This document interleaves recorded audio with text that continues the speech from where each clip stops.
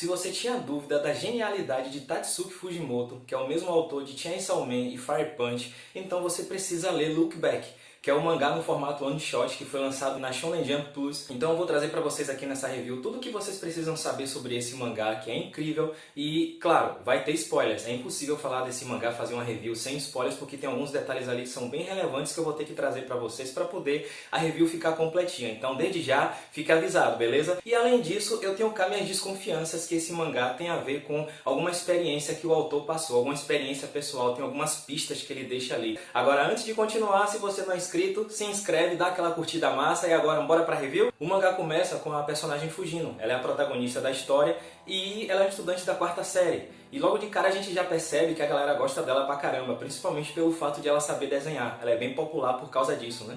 A galera fica pagando pau pra ela e tipo, ela é bem arrogante na verdade, ela se acha demais, né? Porque ela desenha e ainda fica lá se gabando, eu fiz ali rapidinho em 5 minutos e tal. E os desenhos dela, né, ela cria histórias pro jornal da escola. O curioso é que, embora ela saiba desenhar e a galera goste disso, ela nunca pensou na possibilidade de se tornar uma mangaka, né? Tem um cara que ainda sugere ali, vira uma mangaka e tal, aí já tem outro que fala, você deveria praticar esportes, você também é muito boa nisso, aí ela fica gostando das ideias, mas ela não gosta da ideia de se tornar uma mangaka porque acha que é entediante. Só que um dia ela descobre que nessa escola tem uma aluna que desenha mais que ela. Essa aluna, na verdade, ela tem alguns problemas e por conta disso não consegue sair de casa. Ela meio que ela falta muito, mas de alguma forma ela consegue acompanhar as aulas, ela consegue fazer as atividades e essa aluna, ela simplesmente tem traços lindos, né? E a Fujino, cara, ela fica com muita inveja. Ela fica com tanta inveja que ela fica pensando nisso o tempo todo e chega à conclusão de que essa aluna, ela consegue desenhar mais que ela porque ela simplesmente não sai de casa. Ela fica o dia todo praticando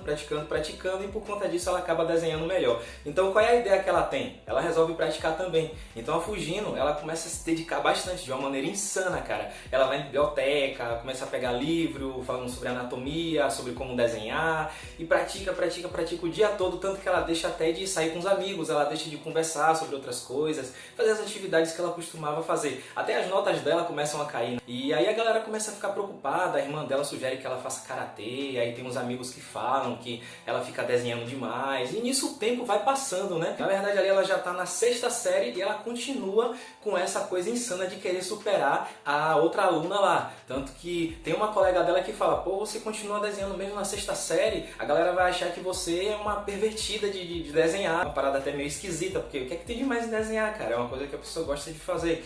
Mas enfim, então ela continua, aí chega um momento na escola que rola lá os jornais, né, a edição nova dos jornais, e tem uma historinha dela e tem uma historinha da rival dela, né? A menina que ela tá querendo superar. E aí ela percebe que ela não conseguiu superar essa aluna. Os traços da outra aluna, cara, continuam sendo absurdamente mais lindos. Além disso, tem um outro detalhe interessante. Essa outra aluna, ela se destaca muito por saber fazer cenários. Se você fizer uma comparação entre os traços da Fujino, que é a protagonista, e a outra aluna, que é a rival dela, a Fujino desenha personagens e tal, cenas ali, os personagens interagindo.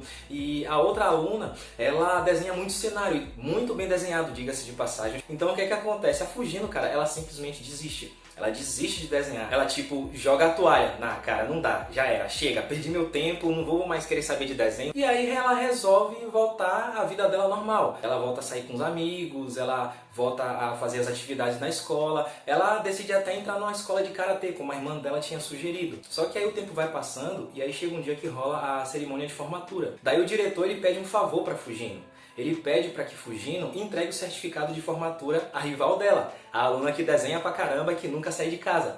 Ela meio que fica relutante, né? Eu não quero ver essa menina, velho, mas acaba aceitando.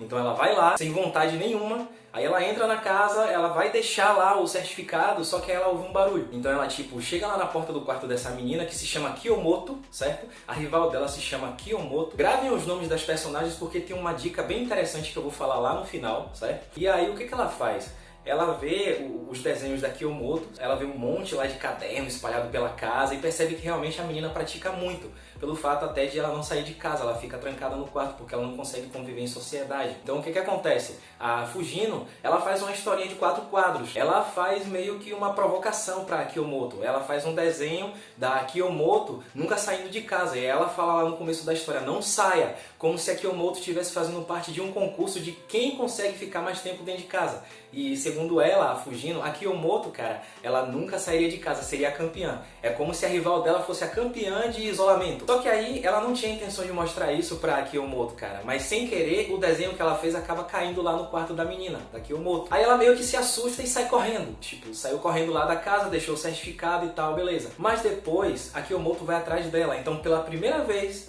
a Kiyomoto consegue sair do quarto.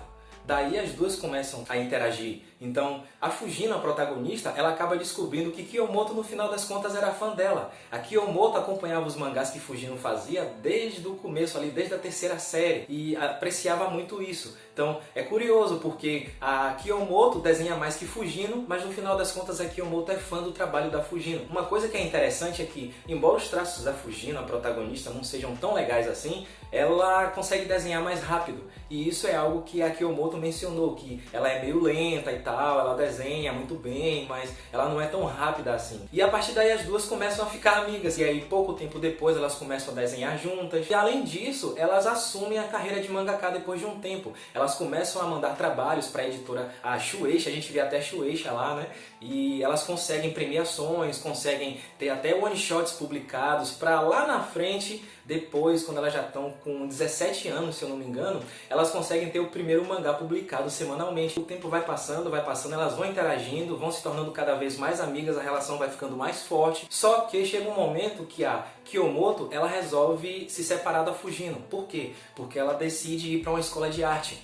Ela pega lá um livro, vê as ilustrações de cenários, acha aquilo tão lindo, acha aquilo tão inspirador, que ela resolve estudar arte. Então o que acontece? Elas se separam, mas o mangá continua. O mangá delas duas, que se chama Shark Kick. Esse mangá, ele é assinado por um pseudônimo que é parte do nome de cada uma, é Kyo Fujino. Ele continua fazendo muito sucesso, mas nesse momento a Fujino, ela tá sozinha, ela tá fazendo os trabalhos sozinha e tal. Depois o mangá acaba ganhando um anime, cara, então faz muito sucesso mesmo. Só que um certo dia Fujino tá lá fazendo os trabalhos dela e ela vê uma reportagem na televisão, onde ela descobre que a escola que a Kiyomoto estava estudando arte foi invadida por um cara, um psicopata lá, que deu um surto de loucura e acabou assassinando algumas pessoas.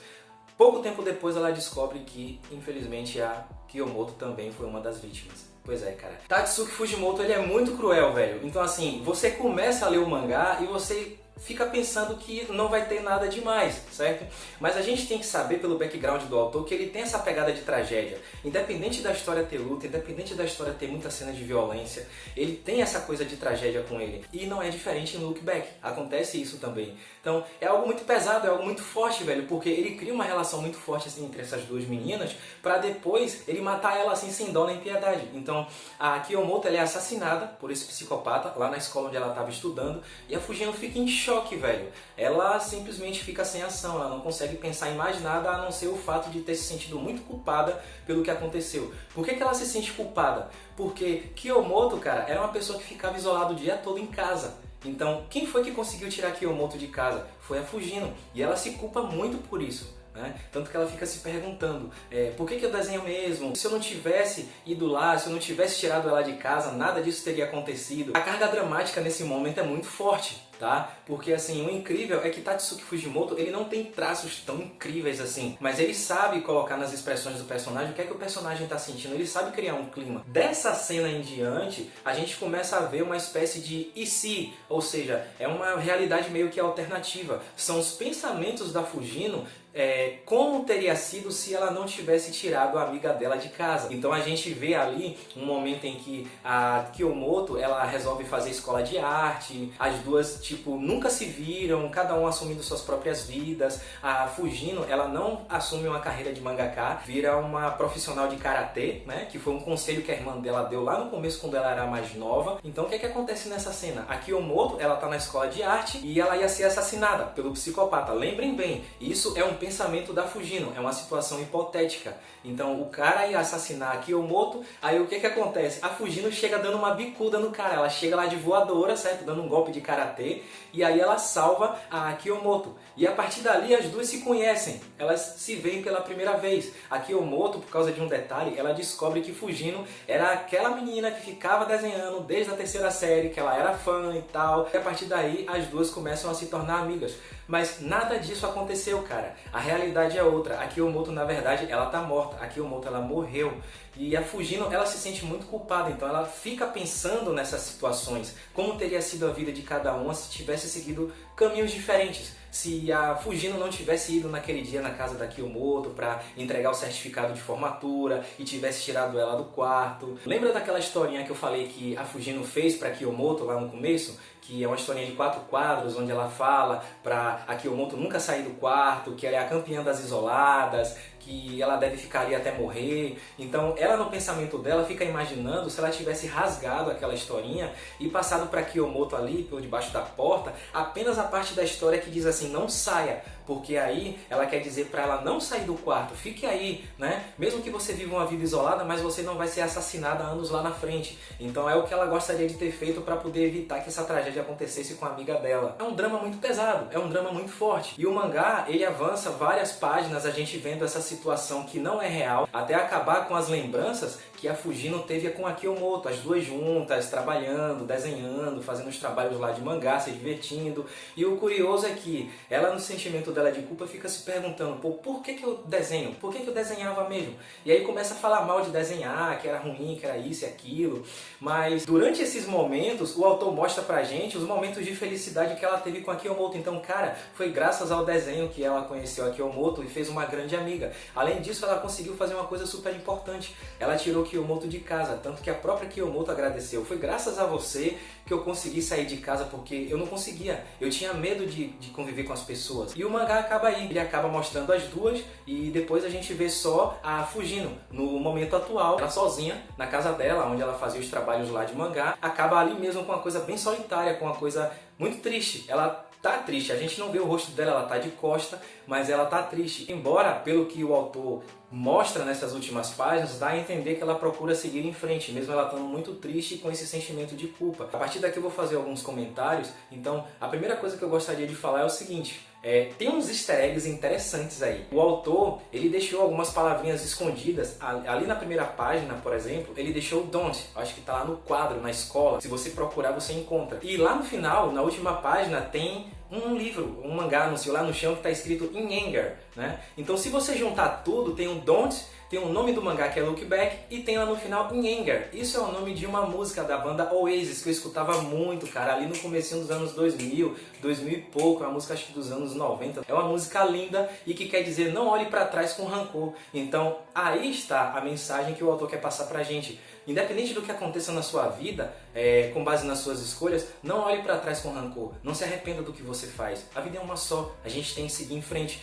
A vida é isso, cara. Tem momentos bons, tem momentos ruins. É inevitável para qualquer pessoa. Você pode ser rico, você pode não ter grana, você pode não ser famoso, você pode ser o tipo de pessoa que for, mas coisas boas e coisas ruins vão acontecer na sua vida, mas independente disso você tem que seguir em frente, até porque se você não fizer isso, você vai morrer um dia e vai se arrepender por não ter feito as coisas que poderia ter feito, ter experimentado as coisas que você poderia ter experimentado, tá? Então, nada de arrependimentos, por mais que seja difícil. É nessas horas que a gente tem que se apegar àquelas pessoas que estão próximo de nós. A gente tem que ser muito forte.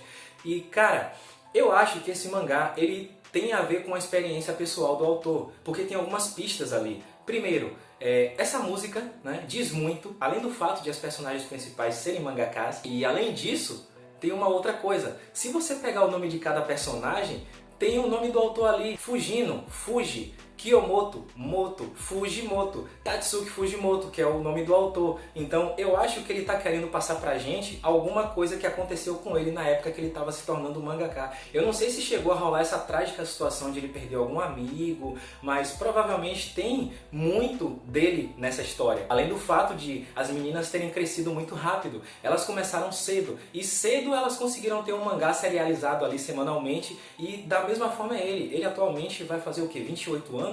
e desde cedo ele já conseguiu chamar a atenção de muita gente. Até do autor de Tokyo Ghoul ele chamou a atenção quando ele estava ali começando a crescer como mangaka. Então isso é muito interessante, velho. E eu gostei muito desse mangá. Eu acredito que ele vai sair até impresso. Eu vi uns comentários lá no Manga Plus que vai rolar uma versão em tankobon, certo? Se rolar eu vou comprar porque eu gostei muito. E eu gostaria muito também se rolasse um live action ou um anime desse mangá, porque ele é lindo, ele é incrível, ele tem uma mensagem muito forte, muito poderosa, que a gente poderia guardar e que serve para a vida de qualquer pessoa. Então fica aqui minha recomendação desse mangá para você, recomendo demais, espero que você goste da leitura e eu vou lhe dar uma dica. Quando você lê esse mangá, leia ouvindo a música do Oasis, Don't Look Back in Anger. Cara, ela é muito linda, tá? Então fica aqui minha dica, muito obrigado se você ficou até aqui, dá aquela curtida massa, deixa aí nos comentários se você já leu o mangá ou o que é que você achou e a gente se vê no próximo vídeo, valeu? Muito obrigado e tchau, tchau!